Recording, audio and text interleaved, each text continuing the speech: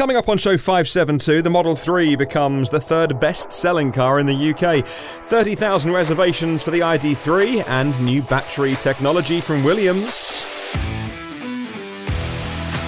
Plus, we're talking about more electric Porsches on their way. Also, a new Chinese EV and a lower price city car from VW, which is EV powered. Well, good morning, good afternoon, or good evening, wherever you're listening in the world. Welcome to the show, EV News Daily for Friday, 6th of September, last day of the working week. Tomorrow's special will be with Avid Technology for our first Ask Avid edition, where we will put your tech questions to the experts at Avid. In the meantime, I've been through every EV story I can find to save you time and whittle down to what you just need to know. Thank you to a new executive producer, Derek Riley. Derek Riley signed up as an exec producer on Patreon. Says, in my day job, I work in sales, and outside of work, I write EV reviews for a website called theeffect.net. It's been going a few months now. Any chance for mention? Of course, theeffect.net. Now, must also thank myev.com. They love electric cars as much as you love electric cars, as much as I love electric cars. And if you're buying and selling them in the USA, well, MYEV are the four letters that you need to remember. Oh, by the way, a quick clarification, we'll call it, on yesterday's podcast, which nobody sent me. I realised this myself. Yesterday I said that the new Porsche Taycan, or Taycan, was charging at 270 kilowatts. That is true, and it's fast charging, by the way. That is fast. It will charge at 270 kilowatts, but only on one of the new 800-volt Porsche chargers, which are going into the dealerships, or like the new Ionity ones that charge at 350. I just presumed that if you plugged it into a 150 kilowatt charger, a 100 kilowatt charger, that it would just charge up to the speed that it can. No. If the Taycan isn't plugged into an 800 volt charger, well, then it tops out at 50. That's a very different kettle of fish from charging at 270. You'll max out at 50.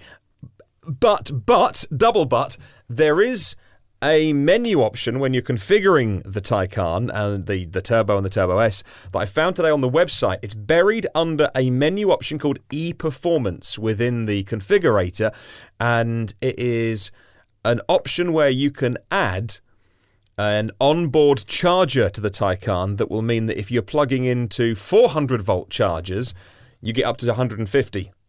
It's 300 quid almost. And it just seems like way more complicated than it needs to be. We're not talking about a car where you're saving a few pounds here and there. It's a 150,000 plus car. Just put this damn onboard charger on the car as standard, because many people buying the Porsche may not know that they have to go into this option and tick it, and that way if they're plugging into a 100 kilowatt charger that's 400 volts, for instance, they would get the maximum speed on that because it's got a better onboard charger. But instead, they'll just be trickling along at 50 when they're like, hang on, I've just spent all this money on a car. It is unnecessarily confusing, if you ask me. This is the opposite of what it should be. It should be so simple, so easy. It should just be converting Porsche combustion buyers to Porsche electric buyers. And that sentence segues me nicely onto what my first story is, why the Porsche Taycan is not a Tesla killer. Holy moly, I've been pretty lucky on my social media until today, when I did a whole program on Wednesday about nothing else but the Porsche Taycan. And I've been accused today of taking money from Porsche to run an advert for the car to a bunch of the hardcore Tesla fans, and I'm a Tesla fan, but like the 1%, who have been insulting me online today, saying I don't know what I'm talking about, and I'm promoting Porsche. There's always going to be an element, I guess, of that. I've been very lucky to avoid it so much, but is the Taycan a Tesla killer? Of course not. Of course it's not, because it sits in a different part of the car universe. The hot new Taycan launched, and beforehand, many were already comparing it to the Tesla Model S. I don't know why they were doing that, but they were. It's nothing like the Model S. Debates online about which car was better. And Johanna at Clean Technica says, having other automakers make EVs is a win for Tesla. Their goal is to accelerate the transition to sustainable energy. It's not a threat, but a success. Tesla's endgame is accelerating the transition to sustainable energy, and it benefits us all globally. When other competitors create their own EVs, which lazy media outlets call Tesla killers, they're actually fossil killers. They're achieving Tesla's goals, and I couldn't agree more with Clean Technica on that. So if I may have 10 seconds just to give you my personal opinion, the Taycan sits somewhere between where Tesla's range ends and where the Roadster, the new Tesla Roadster, will begin. I don't think a single person who was in the market for a Tesla will buy a Taycan. I would gamble that not a single person who was thinking, oh, I'm going to buy a Model 3 or a Model S. You know what? I'll go for the Taycan instead. If you look at the lineup of the Porsches, right? If you look at it's the same price as the Panamera. In this country, about £120,000. That is what Porsche do. The Taycan sits in a place in Porsche's lineup, in their pricing structure, in what they value as their brand. Porsche don't sell cheap cars. Porsche need to sell expensive cars to keep that brand value alive. It sits exactly where the Panamera Turbo sits, and the Turbo S where the Panamera Turbo S sits. Holy moly, those people saying, well, the Tesla is cheaper, it's a better car. They're just showing their ignorance of what the Porsche brand is all about. The last Porsche I drove was a 911, the 992 Carrera 4S, the Cabrio, right? It's like £100 and something thousand car. I spent the weekend blatting about Wiltshire in it. Would I own one? No. Do I ever want to own one? No. That car is not in competition with any EVs. The kind of people that buy that car are Porsche buyers or Ferrari buyers or maybe Lamborghini buyers. And you know what? The Taycan is brilliant because somebody might think at the beginning of the process that they're going to buy the Panamera or fossil Porsche, try out the performance, which is still stunning, of the Taycan, and then buy that instead. They're not taking sales away from Tesla. This is complementary. I tried to explain that to a few people today on Twitter. Didn't get very far. Everything has to be binary these days, doesn't it? Everything has to be who wins. Make an instant judgment. If you win, I lose kind of thing. And it's like, why can't everyone win? Like, Tesla have made great cars. Porsche have made a great EV. I don't take a lot of heat, but I took a fair bit of flack today from the Tesla hardcore fanatics who wanted to use me a bit as a punching bag for saying that the Taycan is a great car. Now, look, there was a sentence here in the Clean Technica article that I do disagree with, and it's when Clean Technica says this: Tesla isn't just a brand, it's a level of premium quality. It's been honing that quality in its hardware, software, and ecosystem. And that is blatantly false. Tesla is not the last word in quality. And if you think it is, please take some time this weekend to go and drive a premium, very luxury car, and Tesla doesn't sit in that world. I'm not saying, look, before you have a go at me again, I'm not saying Teslas are bad cars. Teslas are very, very good cars. When I'm in a Model S, I think I'm in a very nice place. The seats are nice, the dash is nice. It's good ride quality if you ask me, but it's not premium luxury. Go in a real premium luxury car, and that's that kind of market. Anyway, so I disagree there that Tesla has a level of premium quality that it's beating everybody else. They're not. The ecosystem is streets ahead. Nobody else has got the supercharging network. So that bit they're winning. If you must do win or lose. Ecosystem is not to be touched by anyone else. Let's move on. Porsche still in the news today by what car they're going to electrify next. Lightweight sports cars are always on the menu at Porsche, says Christopher Smith at Motor1.com. We tackled this question yesterday, following up what's going to be next, and it could be an all-electric 911. Failing that, the 914 is a small, lightweight electric sports car. A report from Auto Express suggests Porsche has something up its sleeve, and maybe in mind that splits the difference. Maybe a fully electric 718 Cayman. The deputy chairman of Porsche said that the all-electric 911 would be too tough to do, while the 718 could be just right.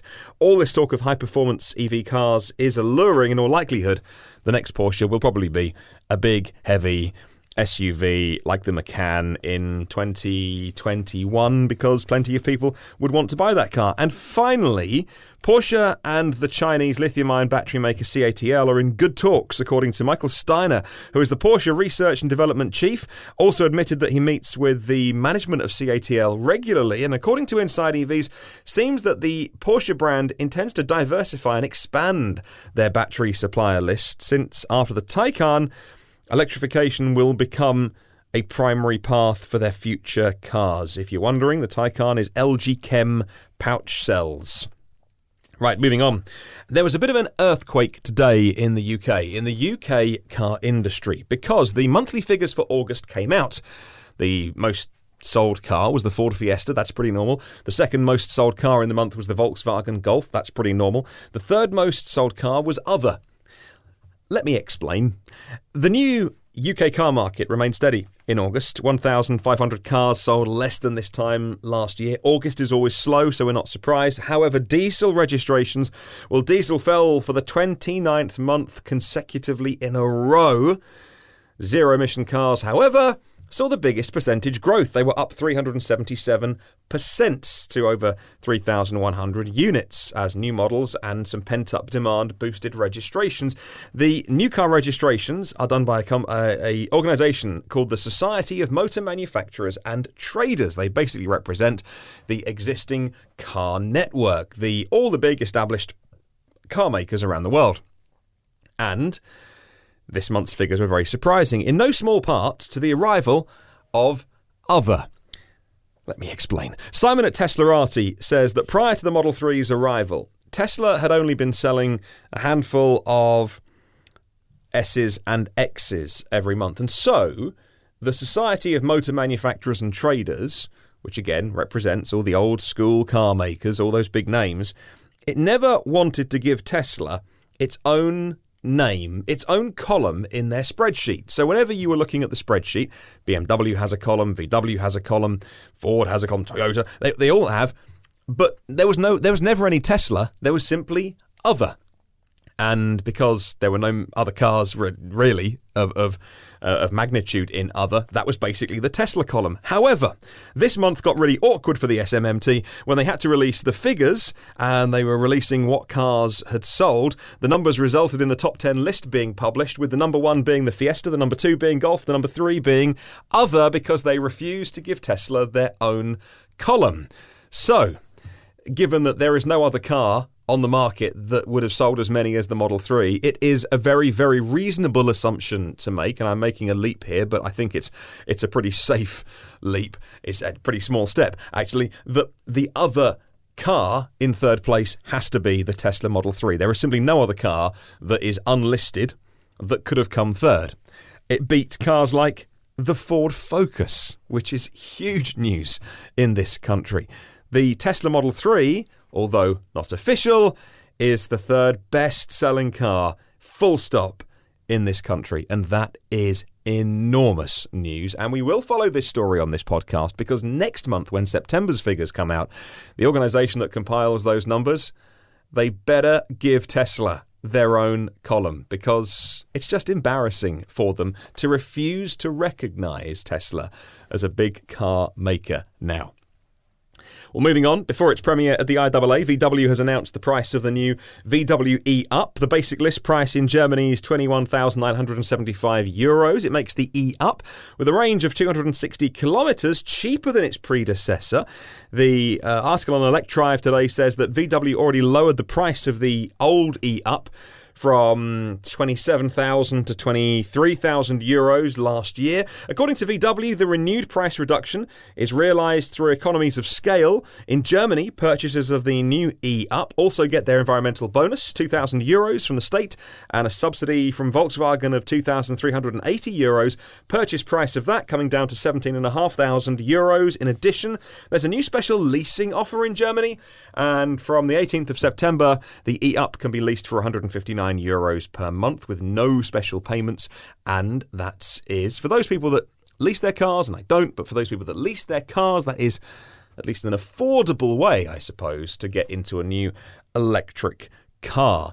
And moving on, let's talk about XPeng Motors, who sent me a DM on Twitter today with a press release, and I replied back, how do I say your name? Is it Chipeng? And they were like, just say it in English, that's okay, XPeng's okay. So there you go. I was trying to Chinese it up a little bit. They're like, don't worry, you can call us XPeng. They kicked off their delivery of their G3 edition, the 2020 model, at the Chengdu Motor Show today. And that's less than 2 months after the launch of the new enhanced high-performance version of the G3, the SUV series. The G3 current model, as in the 2019 model, is already China's most popular EV by number of sales, as well as vehicles insured for an individual model from a new maker in January to July, according to data from the China Passenger Car Association.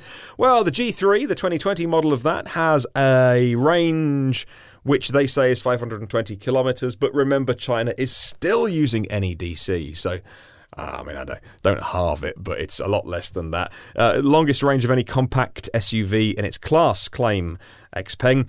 Powered by a new generation lithium-ion CATL battery, energy density of 180 watt-hours per kilogram. That's a breakthrough in China. The battery pack achieves waterproof and dust-proof ratings, a bit like your phone these days. You won't drop your car in the toilet, but it's still good to know.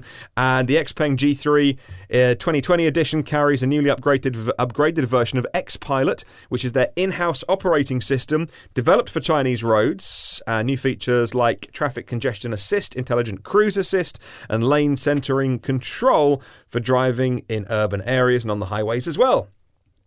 Well, just before the beginning of the International Motor Show, the IAA show in Frankfurt, VW has confirmed they've now received 30,000 reservations for the ID.3. That's going to make it its world premiere at the event. The pre-bookers in Germany, Norway, Netherlands, Sweden and the UK, according to Green Car Congress, are the biggest countries reserving the car.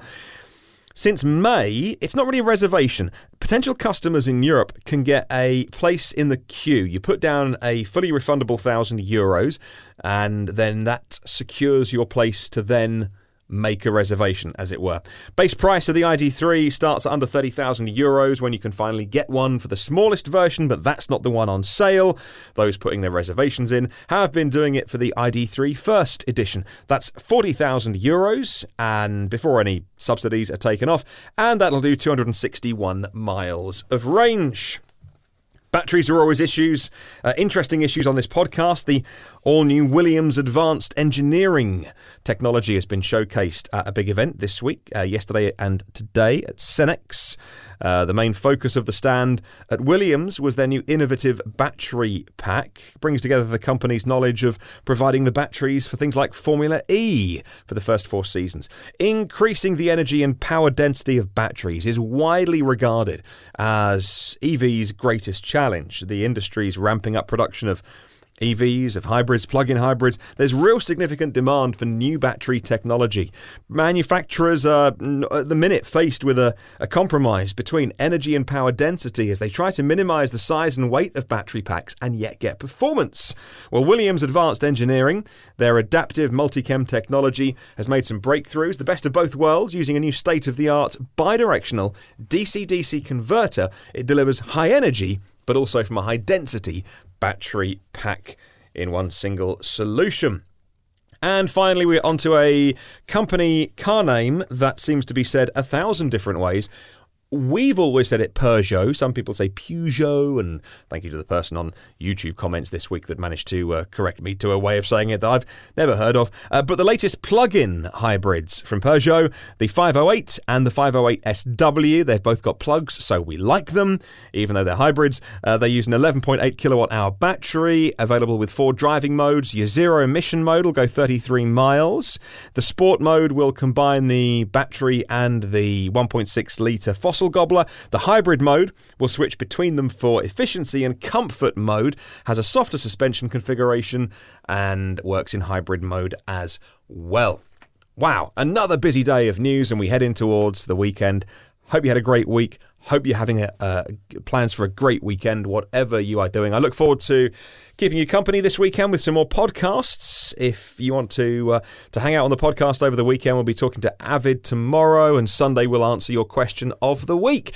Question of the week this week is, what's your favourite EV experience? If you've had one that's put a smile on your face, or for a certain reason, let me know. If you haven't had one yet, what would you like your favourite EV experience to be? Email me, hello@evnewsdaily.com, leave a comment on Facebook or YouTube. Well, thank you to the 246 patrons of this podcast who are very generous and keep me going. If you want to have a little look at what that's all about, find out what the fuss is about at Patreon. It's how individuals support creators. Patreon.com/EVNewsDaily. There are 569 previous shows, no more than that, of this pod. 571 previous podcasts online. The archive is free, the new ones are free. Hit subscribe in your podcast app or check out the show, which we do put on YouTube just as podcast audio. Have a wonderful day. I'll catch you over the weekend, and remember, there is no such thing as a self-charging hybrid.